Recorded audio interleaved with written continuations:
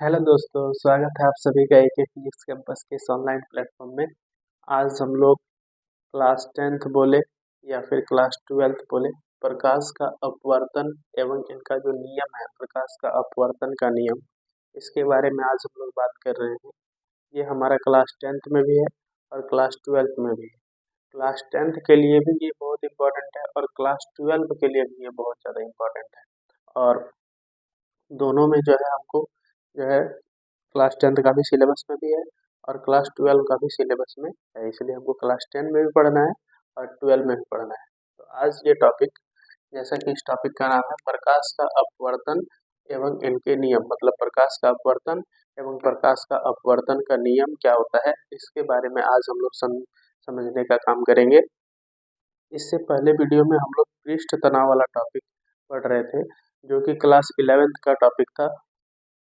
उसमें जो है थोड़ा माइक का जो बैटरी है वो ख़त्म हो गया था, जिसके कारण जो है थोड़ा वीडियो चलने के बाद उसमें साउंड प्रॉब्लम आ गया है। तो उसके लिए हम आपको फिर से एक वीडियो बना के देंगे पृष्ठ तनाव का, और उसको फिर से हम आपको समझाने का काम करेंगे। आज जो हम लोग बात करेंगे वो हम लोग प्रकाश का जो अपवर्तन क्या होता है और उस प्रकाश का अपवर्तन का नियम क्या है, इसके बारे में समझने का काम करेंगे। जो हमारा ऑप्टिक्स में एक टॉपिक का वीडियो बनाए थे, जिसमें हम प्रकाश का परावर्तन के बारे में समझे थे और कहे थे कि हम आपको प्रकाश का अपवर्तन वाला टॉपिक समझा देंगे। तो यही जो आज हमारा टॉपिक है, प्रकाश का अपवर्तन, जिसको हमने आज आपको समझाने का प्रयास करेंगे। और बहुत बेहतरीन तरीके से आप ये टॉपिक एकदम समझ जाइएगा, पूरा पूरी आपका टॉपिक ये मक्खन हो जाएगा। बस आपको अंत तक वीडियो में बने रहना है और अंत में आपको यही मिलेगा कि आपका टॉपिक पूरा पूरी मक्खन हो गया है। बस आप वीडियो में अंत तक बने रहिएगा, ठीक है। तो अगर चैनल में आप नए हैं तो प्लीज़ चैनल को सब्सक्राइब कर दीजिएगा और बेल आइकन को भी दबा दीजिएगा, ताकि आप तक नोटिफिकेशन पहुंच सके और इस तरह के जो है मज़ेदार टॉपिक का आप भी मज़ा ले सकें, ठीक है। तो अब जो हम लोग बात करने के लिए जा रहे हैं प्रकाश का अपवर्तन, उस प्रकाश का अपवर्तन को समझने का प्रयास कीजिए। पूरा पूरी आपका टॉपिक मक्खन करने का जो है प्रयास हम पूर्ण रूप से करेंगे। चलिए ठीक है, फिर शुरू करते हैं। बस ध्यान से आप सुनिए वीडियो को और देखिए, आपका पूरा क्लियर हो जाएगा, ठीक है भाई। चलो शुरू करते हैं, फिर प्रकाश का अपवर्तन क्या होता है। सबसे पहला बात, जैसा कि हम लोग बात किए थे कि प्रकाश होता क्या है, तो प्रकाश में हम लोग पढ़े थे कि प्रकाश जो है वो एक ऊर्जा का स्रोत है, जो एक सीधी रेखा में गमन करता है और ये अदृश्यमान वस्तु को दृश्यमान बना देता है। लेकिन इसमें हम लोग जो है, जब हम लोग 12th में आते हैं तो इसमें हम लोग प्रकाश की प्रकृति के बारे में पढ़ते हैं, प्रकाश कैसे व्यवहार करता है इसके बारे में पढ़े थे। तो उसमें हम लोग देखे थे प्रकाश दो तरह से व्यवहार करता है, एक कण की तरह, दूसरा तरंग की तरह। और कण की तरह व्यवहार क्यों करता है, तरंग की तरह व्यवहार क्यों क्यों करता है, ये सारा कहानी हम आपको प्रीवियस क्लास में समझा दिए थे। और ये भी समझे थे कि प्रकाश का अपवर्तन क्या होता है, ठीक है। आज जो हम लोग मेनली बात करेंगे वो हम लोग बात करेंगे प्रकाश का अपवर्तन के बारे में। सॉरी, प्रकाश का परावर्तन वाला टॉपिक हम आपको पूरा पूरे समझा दिए हैं। वो नहीं देखे हैं तो प्लीज़ वीडियो को देख लीजिएगा, मेरा ही चैनल में आपको वो वीडियो मिल जाएगा। अभी जो हम लोग बात करने के लिए जा रहे हैं वो हम लोग बात करने जा रहे हैं प्रकाश का अपवर्तन के बारे में, ठीक है। तो हम लोग समझते हैं कि प्रकाश का अपवर्तन क्या होता है।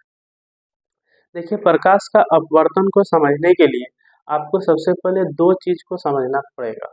एक होता है सघन माध्यम और दूसरा होता है विरल माध्यम। एक होता है सघन और दूसरा विरल। सघन का माध्यम का क्या मतलब होता है और विरल माध्यम का क्या मतलब होता है। सघन माध्यम, एक होता है सघन माध्यम, एक होता है विरल माध्यम। सघन माध्यम, सघन माध्यम का क्या मतलब होता है कि जब प्रकाश किरण जो है किसी सघन माध्यम से होकर गुजरता है ना, तो उस अवस्था में जैसे कांच हो गया, पानी हो गया, तो कांच, पानी, ये अगर अगर ये सारा हमारा पदार्थ है, इससे अगर पदार्थ वो जो प्रकाश का किरण गुजर रहा है, तो वो माध्यम हमारा क्या हो जाएगा, सघन माध्यम हो गया। जैसे हम लोग बोलते हैं कांच ले सकते हैं, पानी ले सकते हैं, ठीक है ना। और कोई भी जो है पदार्थ ले सकते हैं जिससे प्रकाश आर पार होता है, तो उसमें हम लोग कांच, पानी और विरल माध्यम में हम लिख सकते हैं, जैसे हवा हो गया, निर्वात हो गया। तो ये हमारा हवा, निर्वात, ये हमारा क्या हो गया, विरल माध्यम हो गया। ठीक है ना। तो प्रकाश का अपवर्तन का डेफिनेशन क्या है? प्रकाश का अपवर्तन का डेफिनेशन है कि जब प्रकाश की किरण एक माध्यम से दूसरे माध्यम में प्रवेश करती है तो ये अपने पूर्व पथ से विचलित हो जाती है। इसका डेफिनेशन फिर समझिए, आपको फील हम करवाएंगे, थोड़ा देर रुक जाइए। इसका पहले आप डेफिनेशन लिख लीजिए। यहाँ पे हम आपको लिख दे रहे हैं परिभाषा। परिभाषा हम इसका लिख दे रहे हैं।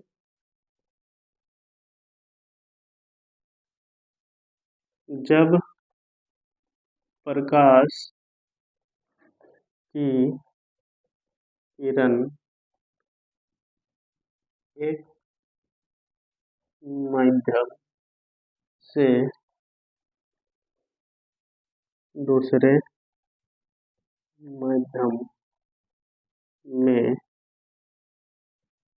दूसरे माध्यम में प्रवेश करती है तो वह पूर्व पथ से विचलित हो जाती है। इस घटना को इस घटना को प्रकाश का अपवर्तन कहते हैं।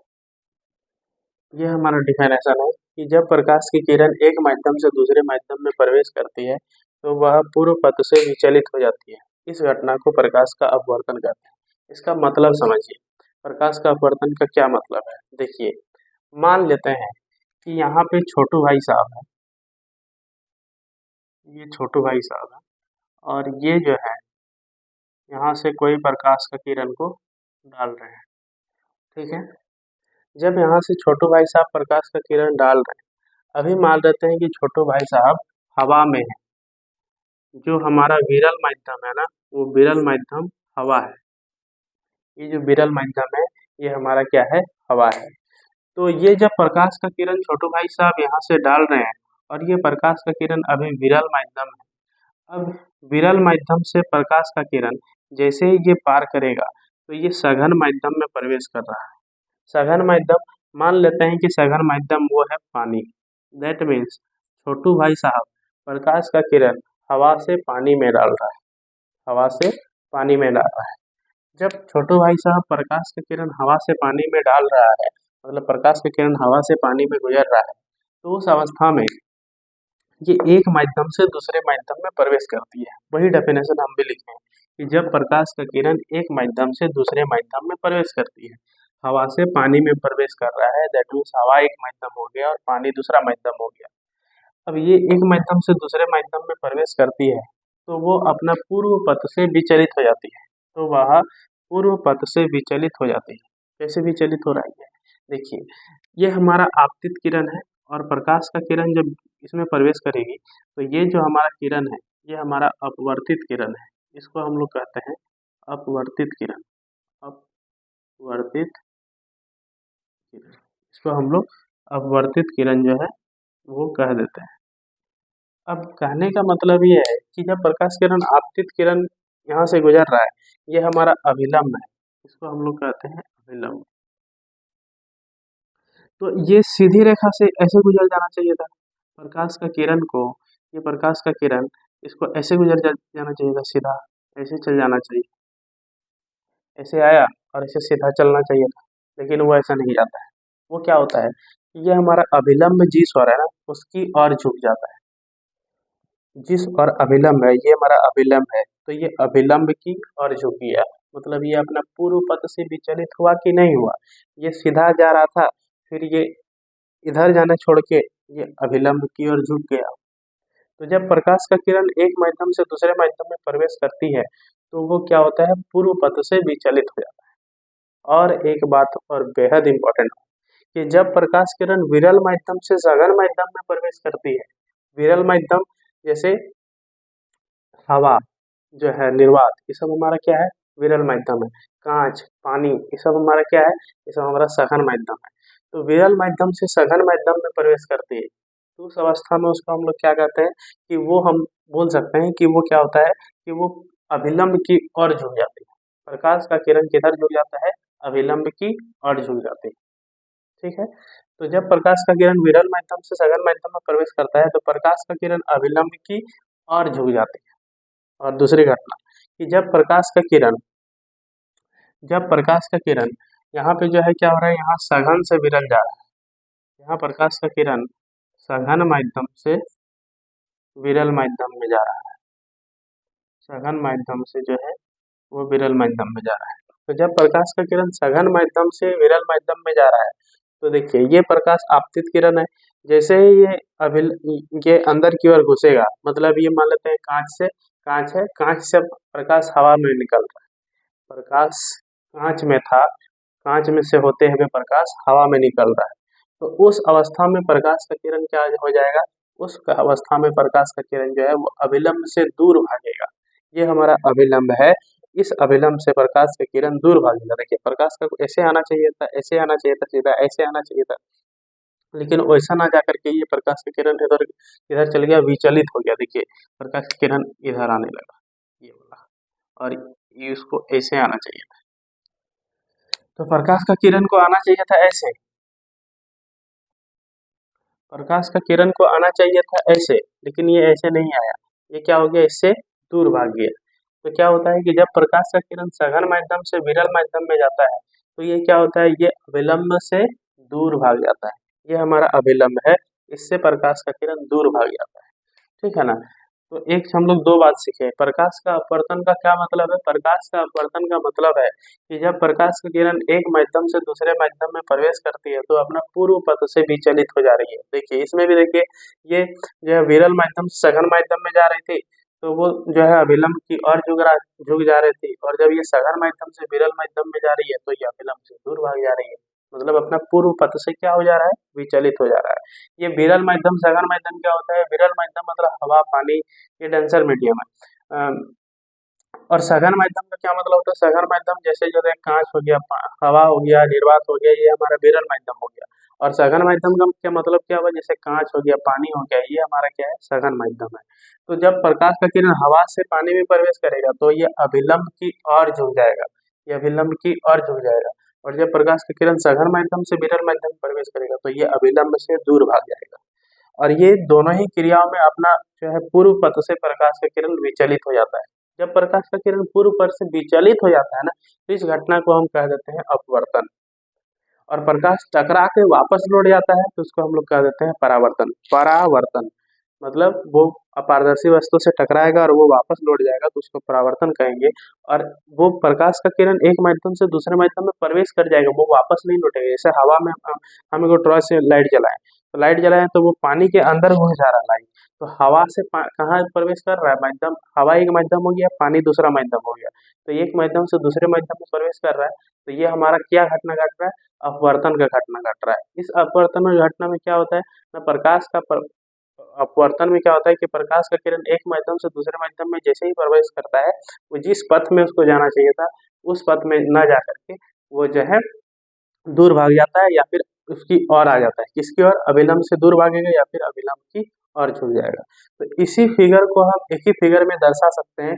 यह हमारा आपतित किरण है, यह हमारा अपवर्तित किरण है, इसको हम लोग कोण आई बोल सकते हैं, और ये वाला हमारा जो है कोण आर हो सकता है। तो ये आपतित किरण है, ये अपवर्तित किरण है कि जब ये अभिलंब एक है, जो प्रकाश का किरण ऐसे जाना चाहिए था, लेकिन ये या तो वो अभिलंब की ओर झुक जाता है या फिर अभिलंब से दूर हट जाता है। तो इस घटना को हम लोग क्या कहेंगे, देखिए ये प्रकाश किरण क्या हो रहा है, एक घटना हो जा रहा है तो ये हमारा अभिलंब है, इससे दूर भाग रहा है। एक घटना क्या हो रहा है कि इसी ओर झुक जा रहा है, मतलब इसी फिगर को हम एक ही में दर्शा दिए, इसको हम लोग कर सकते हैं। तो ये घटना जो घट रहा है इसको हम लोग प्रकाश का अपवर्तन का नियम कहते हैं। ठीक है, सॉरी, प्रकाश का अपवर्तन कहते हैं। इसके नियम के बारे में अभी हम लोग बात करने के लिए जा रहे हैं। फटाफट एक बार रिकॉल करते हैं, फिर हम लोग प्रकाश का अपवर्तन का नियम में आएंगे। प्रकाश का अपवर्तन का मतलब होता है कि प्रकाश का किरण एक माध्यम से दूसरे माध्यम में प्रवेश करता है तो या तो वह अभिलंब की ओर झुक जाएगा या फिर वह अभिलंब के से दूर हटेगा, या तो वह अभिलंब की ओर झुक जाएगा या फिर अभिलंब से दूर हटेगा। दैट मीन्स वो अपना पूर्व पथ से विचलित हो जाएगा। इस घटना को हम लोग क्या कहते हैं, इस घटना को हम लोग कहते हैं प्रकाश का अपवर्तन। वही घटना इस फिगर में हम देख पा रहे हैं। ठीक है, तो उम्मीद कर रहे हैं कि आपको ये जो है अपवर्तन क्या होता है इसके बारे में समझ में आ गया होगा। अब हम लोग जो है अपवर्तन का नियम को समझने के लिए जा रहे हैं कि प्रकाश का अपवर्तन का दो नियम क्या है। ठीक है, अब उसको हम लोग समझने के लिए जा रहे हैं। अगर आप इसका स्क्रीनशॉट लेना चाहते हैं तो ले सकते हैं। यहाँ पे आप लिख लीजिए, यहाँ नोट करके, कि सघन से विरल जाने पर प्रकाश किरण अभिलंब से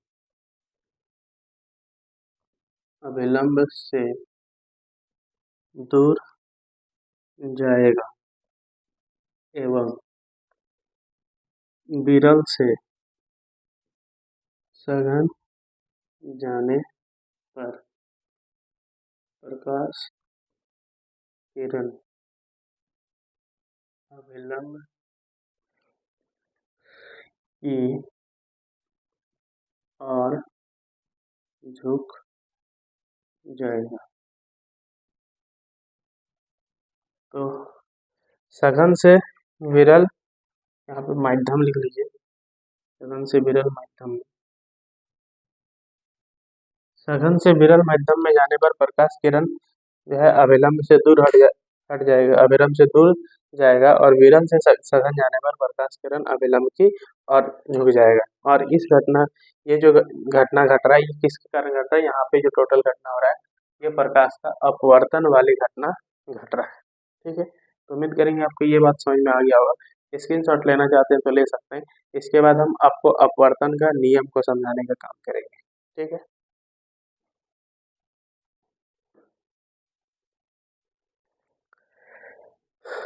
अब हम ये मिटा रहे हैं इसका परिभाषा और इसका अपवर्तन का नियम समझिए।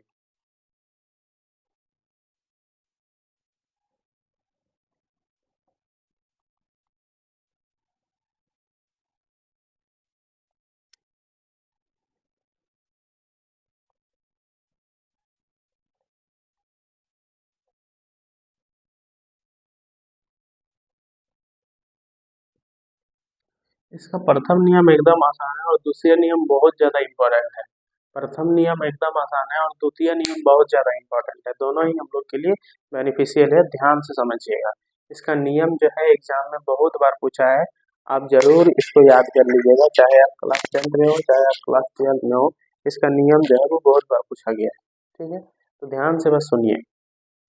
देखिए, यहाँ पे हमारा दो कोण बन रहा है, ये जो है आपतित किरण और अभिलंब, आपतित किरण और अभिलंब के बीच के कोण को हम लोग आपतन कोण कहते हैं। जो ये हमारा आई है ना, ये हमारा आपतन कोण है, आपतन कोण। और जो अपवर्तित किरण है और जो ये अभिलंब है, ये हमारा अपवर्तित किरण है, ये हमारा अभिलंब है। इसके बीच में जो कोण बन रहा है उस कोण को हम लोग क्या कहते हैं, अपवर्तन कोण। उस कोण को हम लोग कहते हैं अपवर्तन कोण। अब देखिए, पहला नियम हमारा क्या है, जो हमारा पहला नियम है वो हमारा है कि आपतित किरण, अपवर्तित किरण तथा अभिलंब तीनों जो है वो एक ही तल पर होते हैं।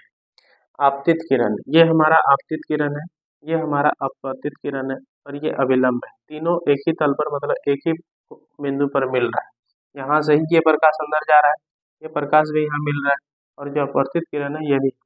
आपतित किरण, अपवर्तित किरण एवं अभिलंब क्या होता है, तीनों जो है वो एक ही तल पर होते हैं। ठीक है ना, आपतित किरण, अपवर्तित किरण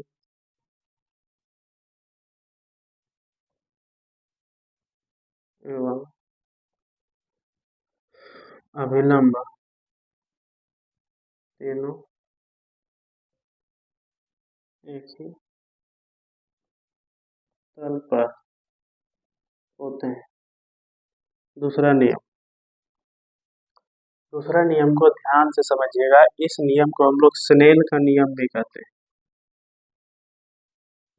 स्नेल का नियम। अगर हम लोग माध्यम को और किसी रंग को फिक्स कर देंगे, एकदम आसान है। मान लेते हैं कि ये हमारा छोटू है, छोटू को थोड़ा बड़ा बनाते हैं, ये हमारा छोटू है और ये छोटू जो है जो प्रकाश किरण डाल रहा है, ये प्रकाश किरण मान लेते हैं जो वो ब्लू रंग का है। तो प्रकाश का किरण का जो कलर होगा ना उसको हम लोग फिक्स कर दिए और माध्यम को भी फिक्स कर दिए, तथा ये जो माध्यम है ना इस माध्यम को भी फिक्स कर दिए कि ये माध्यम हवा से पानी में जा रहा है, हवा से पानी में जा रहा है माध्यम। जो माध्यम है इस माध्यम को भी हम लोग फिक्स कर दिए कि जो माध्यम है वो हवा से पानी जा रहा है, पानी में जा रहा है। कहने का मतलब है कि यहाँ पे हम लोग प्रकाश की किरण का रंग और माध्यम दोनों फिक्स कर दिए। तो आपतन कोण की ज्या और अपवर्तन कोण की ज्या का अनुपात नियतांक होता है। और इसके किसने दिया था? स्नेल भाई साहब ने दिया था, इसलिए इसको हम लोग क्या कहते हैं? स्नेल का नियम कहते हैं। कहने का मतलब क्या होता है इसको फिर से समझिए। इसको हम लोग लिख दे रहे हैं पहले। किसी खास रंग तथा किसी खास माध्यम के लिए आपतन कोण की ज्या, आपतन कोण की ज्या को हम लोग बोलते हैं साइन आई। ज्या मतलब होता है साइन और आपतन कोण की ज्या, आपतन कोण की ज्या साइन है, तथा अपवर्तन कोण की ज्या साइन आर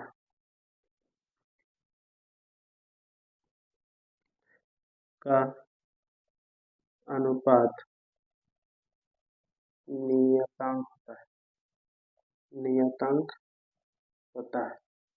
इसका क्या मतलब है? देखिए, कहने का मतलब है कि अगर हम माध्यम को फिक्स कर दिए कि प्रकाश की किरण हवा से पानी में जा रहा है और प्रकाश का रंग को भी फिक्स कर दिए कि प्रकाश जो है वो ब्लू रंग का जा रहा है, तो ये जो आपतन कोण का मान है, ये जो आई है और जो ये आर है, मान लेते हैं कि आई है 45 डिग्री और जो आर है वो 60 डिग्री।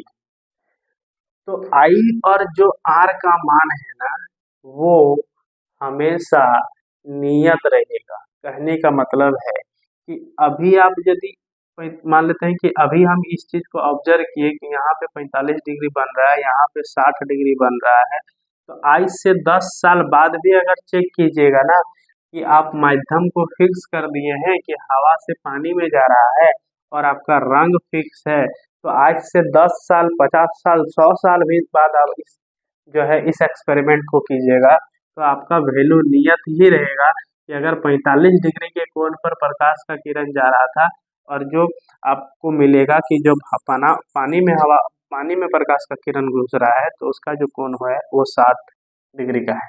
तो यहाँ पे जो हम लोग बोल देते हैं वो हो जाता है म्यू बराबर साइन आई अपॉन में साइन आर।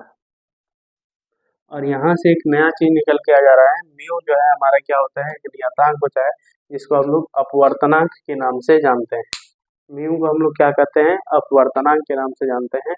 अपवर्तनांक हमारा एक नियतांक है जिसको हम लोग स्पेशली बात करेंगे, इसके लिए एक नया वीडियो लाएंगे कि अपवर्तनांक क्या होता है। ठीक है, तो अभी तक हम लोग प्रकाश का अपवर्तन का दो नियम समझे। एक नियम में हम लोग ये समझे कि जो आपतित आपतित किरण है, अपवर्तित किरण है और अभिलंब जो है वो तीनों क्या होता है? एक ही तल पर है, इसी तल पर सब कुछ, ठीक है ना। और दूसरा जो है हमारा अपवर्तन का जो दूसरा नियम है, इसमें बोला गया है कि अगर हम लोग रंग को फिक्स कर देंगे और माध्यम को फिक्स कर देंगे ना तो जो आपतन कोण की ज्या होगा, कहने का मतलब है जो साइन आई होगा और जो साइन आर होगा इनका अनुपात क्या होगा? नियत रहेगा। मतलब ये कभी बदलेगा नहीं, कांस्टेंट रहेगा। इसका मतलब ये होता है कि इसका ये जो है कभी बदलेगा नहीं, कांस्टेंट रहेगा। इसलिए इसको हम लोग स्नेल का नियम भी कह देते हैं कि किसी खास रंग तथा किसी खास माध्यम के लिए अपतन कोण की ज्या मतलब साइन आई और अपवर्तन कोण की ज्या मतलब साइन आर का अनुपात क्या होता है? एक नियतांक होता है। ठीक है, तो उम्मीद करेंगे आपको ये समझ में आ गया होगा कि प्रकाश का अपवर्तन क्या होता है और इसके नियम क्या है। ठीक है, एक बार फटाफट हम लोग रिकॉल करते हैं, फिर हम लोग जो है इसको खत्म करेंगे। हम लोग को अभी तक पढ़े कि प्रकाश का अपवर्तन होता क्या है। प्रकाश का अपवर्तन का मतलब होता है कि प्रकाश का किरण जब एक माध्यम से दूसरे माध्यम में प्रवेश करेगा, जैसे हवा से पानी में प्रवेश कर रहा है प्रकाश, तो हवा से पानी में प्रवेश कर रहा है तो इसका जो पथ है ना, जो रास्ता है ना, प्रकाश का जो गति करने की दिशा है ना, वो विचलित हो जाएगा। मतलब ये तो या तो वो अविलंब से दूर भागेगा या फिर वो अविलंब की ओर झुक जाएगा। तो इस घटना को हम लोग क्या कहते हैं, इसको हम लोग कहते हैं प्रकाश का अपवर्तन। मतलब माध्यम चेंज होने पर प्रकाश का जो अ, किरण है ना, वो विचलित हो जाता है। माध्यम बोले तो माध्यम दो प्रकार से हो सकता है, एक विरल, दूसरा सघन। विरल माध्यम होता है जैसे हवा जो है निर्वात हो गया, ये हमारा विरल माध्यम हो गया। सघन माध्यम जैसे कांच हो गया, पानी हो गया, ऐसा ये हमारा जो है सघन माध्यम है। तो विरल माध्यम से सघन माध्यम में प्रवेश करता है तो ये क्या होता है कि प्रकाश जो है वो अविलंब की और झुक जाएगी, और सघन माध्यम से विरल माध्यम में प्रवेश करेगी तो प्रकाश जो है वो अविलंब से दूर भाग जाएगी। ठीक है ना, मतलब अपना पूर्व पथ से विचलित हो जाएगी। इसका नियम में हम लोग समझे कि इसका नियम ये होता है कि आपतित किरण, अपवर्तित किरण और अविलंब क्या होता है, तीनों एक ही तल पर होता है। और इसका जो दूसरा नियम है, इस दूसरा नियम में हम लोग ये समझे कि जो आपतन कोण की जया है, कहने का मतलब है जो साइन आई है, और जो अपवर्तन कोण की जया है, कहने का मतलब जो साइन आर है, उसका जो मान होता है वो क्या होता है, एक नियतांक होता है। मतलब ये बदलेगा नहीं, ये इसका जो वैल्यू रहता है वो कांस्टेंट वैल्यू रहता है, ये कभी वैल्यू बदलता नहीं है। जैसे गुरुत्वीय त्वरण का मान जो है वो 9.8 मीटर पर सेकंड स्क्वायर होता है, ये कभी बदलेगा नहीं।